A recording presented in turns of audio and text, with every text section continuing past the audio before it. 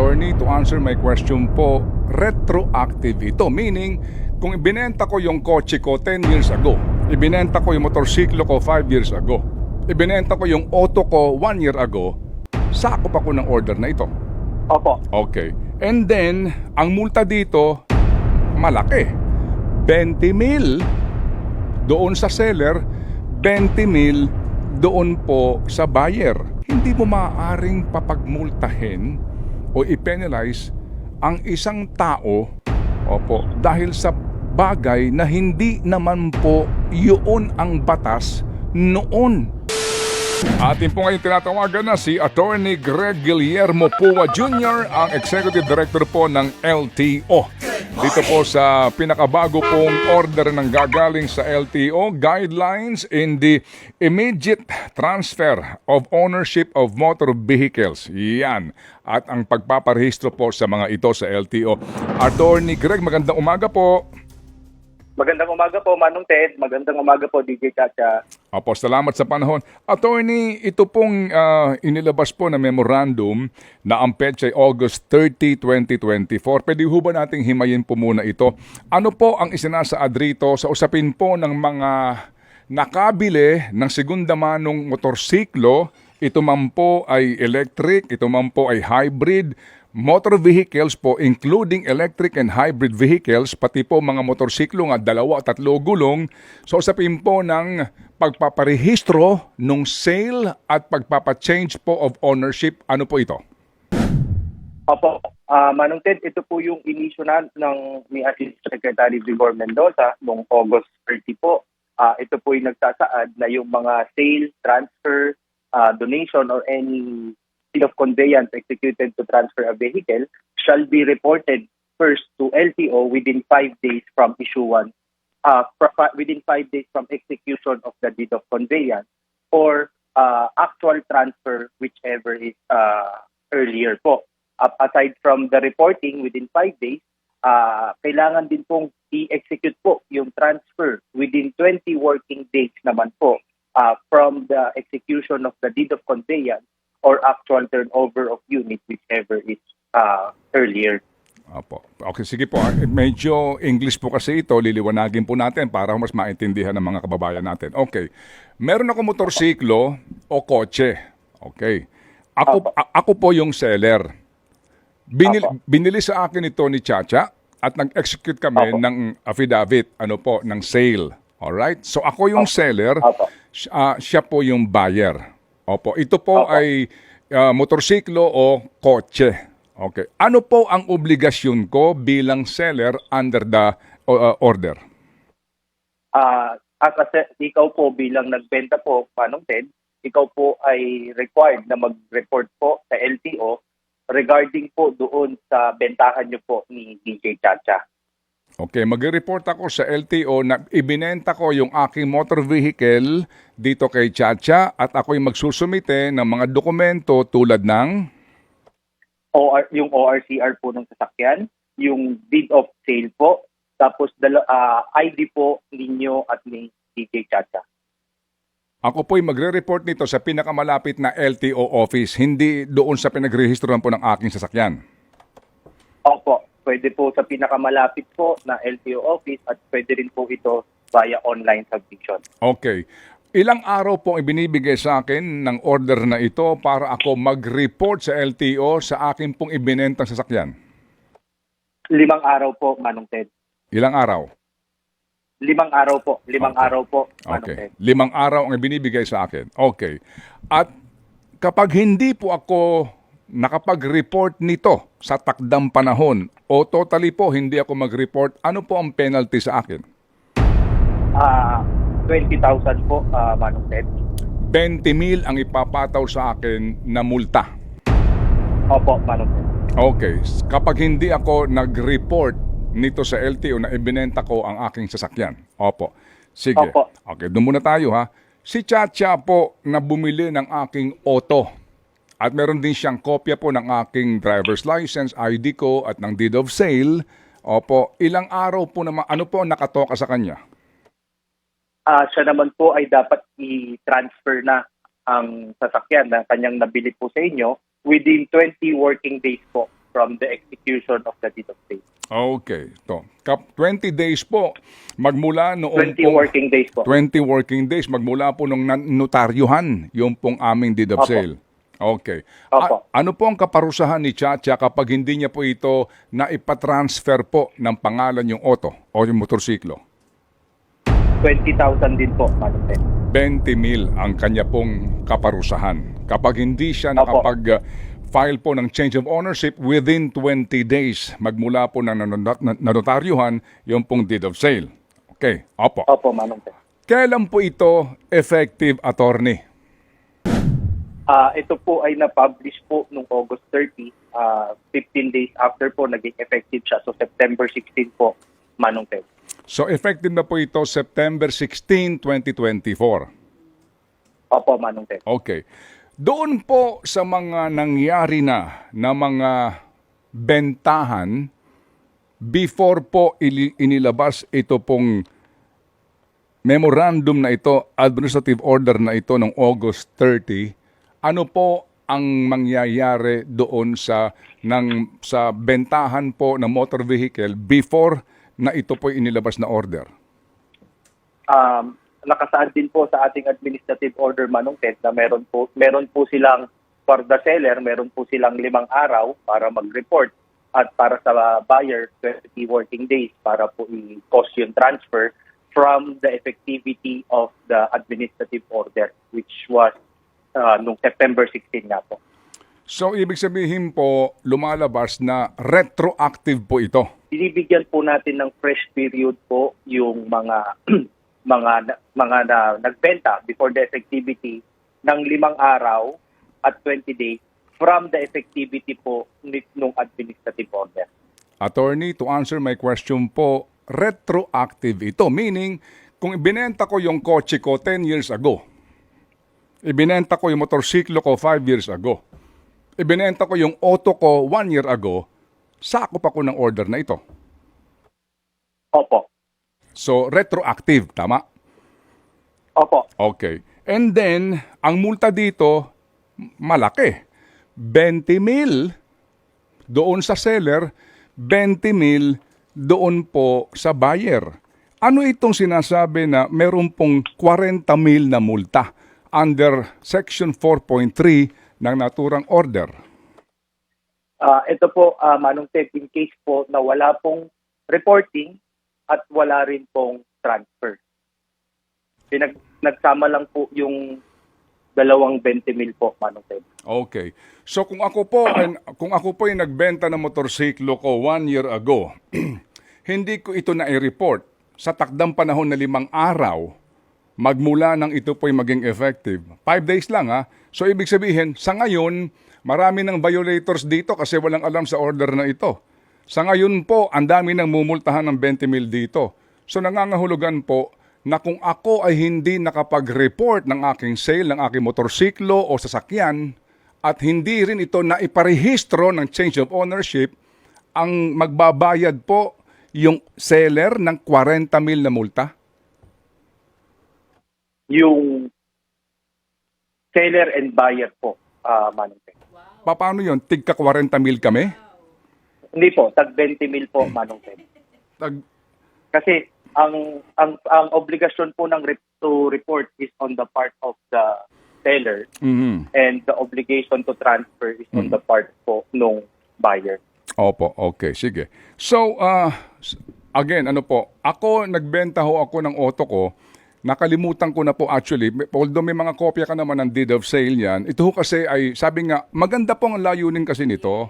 In fairness po, ang ganda ng layunin niya para lahat ng mga sasakyan, yung nagmamaneho at may may-ari, sa kanila nakarehistro yung auto. Diba? Para pag na-involve po sa anuman pong aksidente o anuman, yung po talagang may may-ari na bago, sa kanya po nakarehistro. That's one. Maganda po yan. And yung pong karnaping, di ba? Para masawata po ito. Maganda pong adhikain dito. Nga lamang po ngayon, ang sitwasyon natin nga ay naging kaugalian na rin po, di ho ba't yan po ang practice, no? Kahit pumunta ka doon sa mga car dealers na segunda mano, di ba girl, pupunta ka doon, meron ka pipirmahan na blankong deed of sale, sa pagbenta mo, sila na ang bahala sa proseso, di ba? Ito ho ang kalakaran eh. Ito ho siguro ang gusto nilang itigil. Pero ito lang po ang ating question dito. Opo. Sir, attorney, paano mo mumultahan ng pagkalaki-laki ang isang tao nang hindi niya alam noong kanyang ibinenta ito nung panahon na iyon na ito ganito kalaki ang multa? Hindi ho ba, sir, basic po ito na maaring ituring ito na ex post facto law o ex post facto order? Opo. Manong Ted, kaya po yung 20 mil po ay nanggaling po ito sa provision po ng Motorcycle Crime Prevention Act. Meron din po kasing nakasaad doon na kailangan i-report po ang lahat ng pagbentahan.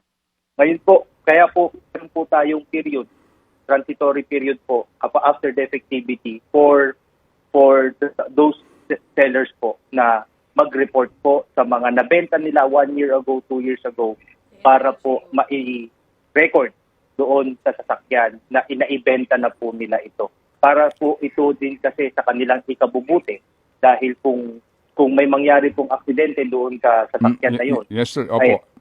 I mentioned that already, attorney. Yung purpose nga nito, wala ho tayong question sa magandang adhikain. Pero kung ang pinagbabasehan po ng 20 mil attorney na multa ay doon sa Motorcycle Crime Prevention Act na ito na binabanggit nyo, eh ba't kasama dito yung motor vehicles na mga sasakyang kotse at ilang pang sasakyan? Opo, Manong Ted.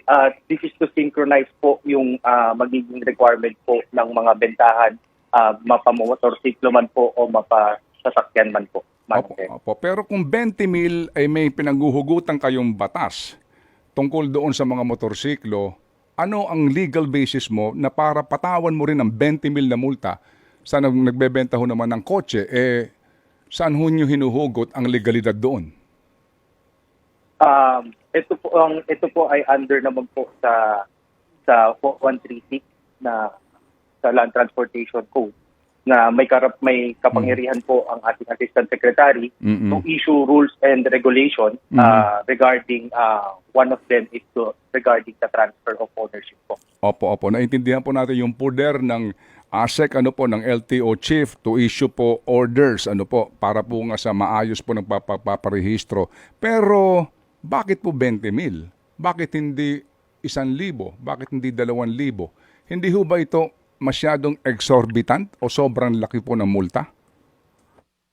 Kasi po, Manong Ted, yun nga po, para sa motorsiklo po, nakasaad na po doon sa batas na 20 mil. So, we just synchronize po yung, para parehas naman po ang penalty ng motor at ng motor vehicle po, Manong Ted. Okay. So, kung sakasakali po, meron kayo binabanggit na kaninyo ay grace period. Saan po sa provision ng order na ito nakalagay yon? Nasa Section 5 po, Manong Ted, yung transitory period po. Opo. Saan po particular dito? Kasi ang sinasabi lang po dito ay yung pong 5-day for reporting and 20 working days para po sa transfer of ownership. So, kaya nga po kung binenta ko yung sasakyan ko po 1 year ago, kung magkukumahog ako ngayon ditong iparehistro ito, lampas na po itong 20 days na ito kasi October 21 na po ngayon eh. Opo, Manong Ted. Andun po sa may dulo po ng 5.1, yung 5 days at 20-day working period shall commence from the effectivity of the administrative order. Correct, sir. You just mentioned that. August 30 po ito na nailathala sa UP Law Center. So, bigyan mo ito ng 20 days. Alright? Ngayon po kasi, October 21 na. So, sobra-sobra na po ito. Ibig sabihin, kapag ako ngayon ay pupunta sa LTO, dala ko yung deed of sale ko 2 years ago, 3 years ago, at i-report ko sa inyo, bayad pa rin ako ng 20 mil sa inyo. Case to case po, Manong Ted, kung mai justify po natin na bakit hindi natin nagawa po ito. Liberal naman po ang pag-construct po namin sa mga roles ng LTO. Attorney, sorry po attorney, sorry po. Naunawaan ko mahihirapan kayo sumagot, no? Mahihirapan kayo sumagot kasi anong case to case, sir? Malinaw dito. Wala naman nakalagay dito na late reporting will be dealt with case-to-case basis. Wala po naman, sir, eh. Di ba? Kaya po, ang tanong namin, sir, dito, nagkaroon ba ho ng konsultasyon dito? Bago ho kayo mag-issue ng ganito pong medyo, again walang question sa adhikain. Walang question po sa inyo pong gustong mangyari, reforma, walang question. But the end does not justify the means perhaps. Kung ganito po na ang lalaki ng multa and then retroactive pa. Walang sinasabi dito na ito po effective lamang lahat ng sale prospective. Dito ho, 10 years ago, sakop ka pa nito eh. Even 20 years ago, sakop ka pa nito, sir eh. Nagkaroon ba ho ng consultation, sir, dito? Opo, Manong Ted, ito po, katulad nga po nung inyong nabanggit yung ating intention po dito. Marami po kasi nahuli, maraming mga magka-problema po sa amin na wala po sa pangalan po nila yung kanilang mga daladalang sasakyan o motorsiklo po. Opo. And ito nga po yung problema na matagal na pong nararanasan natin na marami pong hindi nagko-cost ng transfer. Yes, sir. Yes, sir. Oo nga po. Hindi, sir. Oo nga po, sir. Wala na ho tayong question doon. Sarado na ho tayo doon, sir. Totoo po ang magandang adhikain nito. Ang punto lang po namin, bakit po ito retroactive at bakit po ang laki ng multa? Kasi po kung ako, ngayon ko lang nabasa to. Ako ngayon ko lang nalaman ito eh. Kung hindi pa ho nabalita. At marami ho nga nakikinig ngayon sa atin, hindi rin po alam ito.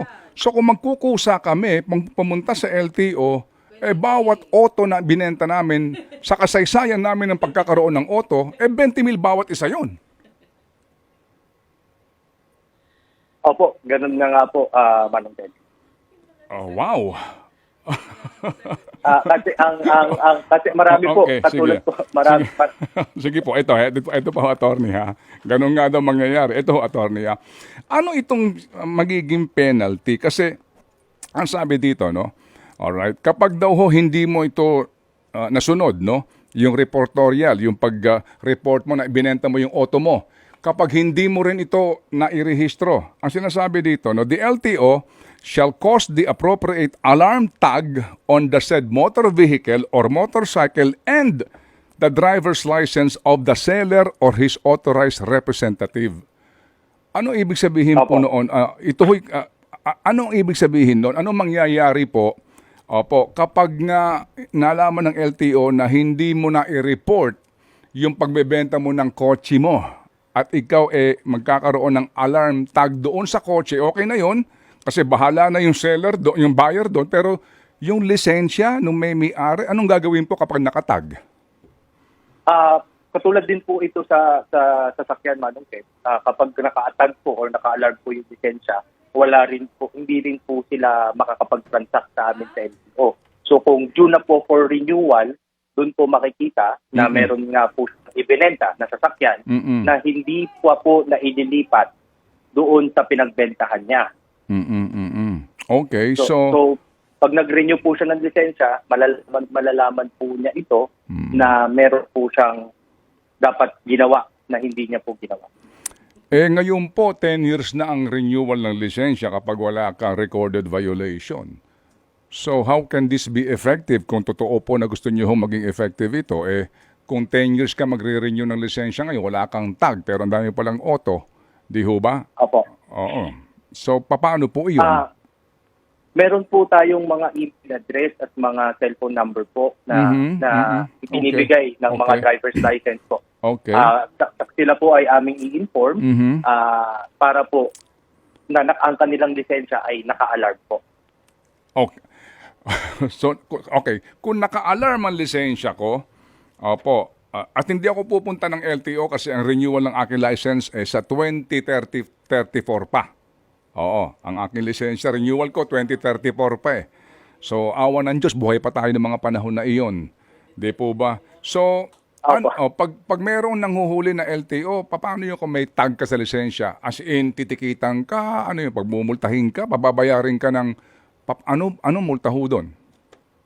Pagka po ay naka-alarm po yung inyong lisensya at kayo po ay nahuli, you will be considered as hindi po valid yung extra na-suspend po yung inyong lisensya. You will be apprehended po for driving without license po, Manong Ted. Ha? Sandali. Attorney, sandali. Pag naitag yung lisensya ko, dahil dito sa hindi ako nag-report na binenta ko yung kotse, invalid na yung driver. Paano ba? Sorry. Kasi yung naka-alarm lang po at nakuha po kayo, itikilan po kayo, pero bago po ma-settle ang inyong fine, malalaman nyo po na naka-alarm nga po yung inyong lisensya. Kung kayo naman po ay nahuli ng aming enforcer na meron pong electronic POP, okay, makikita po doon na meron pong alarm, so mai-inform po kayo. So, meaning kung ako po ay merong dati nakapangalan sa akin ng mga sasakyan 10 years ago o kaya 5 years ago, tapos ito po ay hindi na i-transfer nung bumili sa akin o kaya po naman yung auto na yun na-junk na pala, di ba? Nabulok na pala yun, di na gumagana. Pero per your record, meron pa rin akong autong ganon at dahil nga po hindi ito na i-transfer at meron kayong record na ito pala ay hindi na sa akin, meron akong tag sa lisensya ko at kapag ako na-timing na nahuli ng LTO enforcer, magiging ano yon? Anong sasabihin sa akin? Kukumpiskahin ba lisensya ko dahil obligado ako magmulta ng 20,000 doon sa hindi ko na i-report na sale? Paano po? Hindi naman po kukumpis. Kung yung traffic apprehension niyo po ay hindi po dapat makuha ang inyong lisensya, hindi rin po kukunin ang inyong lisensya, pero malalagay po ito sa driver's license records po ninyo. Okay. Okay, so magkaka-record ako. Ano magiging record dito? Anong lalabas po sa record ng lisensya ko, sir? Yung violation po ng Administrative Order 2024-46 po. Okay, sige po. So, kapag meron pong ganon na violation, may corresponding na multa. Pagmumultahin po ako ng 20,000 sa bawat isa pong hindi ko na i-report na binenta kong motorsiklo o kotse. Opo, Manong. Ayun, sige po. So, dun din po tayo pupunta yan. Sige, so, sa ganito. Klaro po ito, no?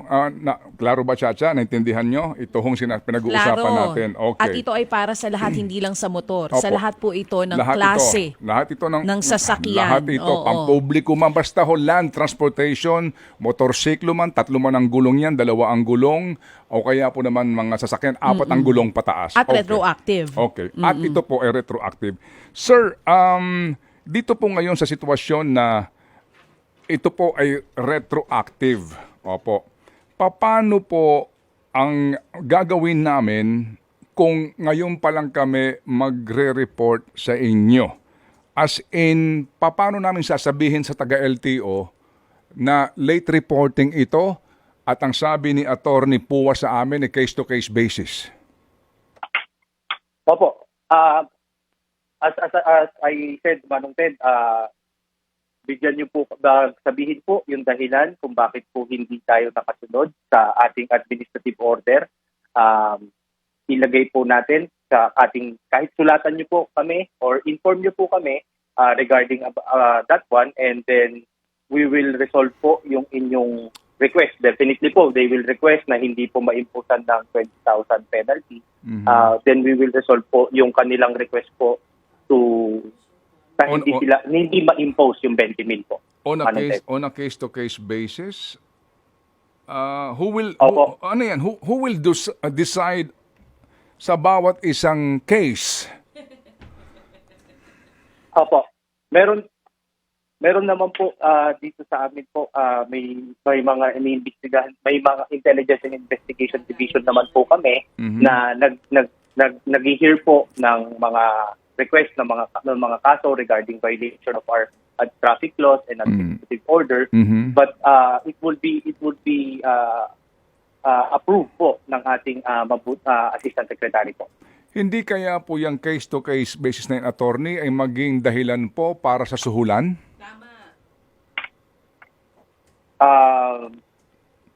Kasi kung 20 mil ang multa ko dito, hingian ako ng 5,000, baka pumayag na lang po ako. Eh kung ang aking auto na ibenta, medyo, kasi nga hindi mo alam ito, ulitin ko lang ha, opo, mali yun, pero yun po yung nakasanayan. Opo, so kumbaga, kung magmumulta ako, kung naka-4 na auto kang binenta mo, 80 milyon. So pag hiningian ka ng 20 mil, baka pumayag ka na lang. Ito po, Ted, duly noted po yung inyong pong obserbasyon para po sa ikagaganda at ikabubuti ng aming administrative order na ito, amin pong pag-aaralan po yung mga sitwasyon po na mga ganyan, and if necessary, we will issue the necessary issuance po regarding those situations po, Ted. Opo, yes sir, yes sir. And thank you po. Attorney, kaya lang ho kami nababahala po dito. Kasi ako malamang pag meron pong isang abogado, no, na pagmumultahin po ninyo o sino man pong grupo dito, baka ito idulog sa hukuman, itong order na ito. Hindi ho tayo magtataka na mangyari po yan.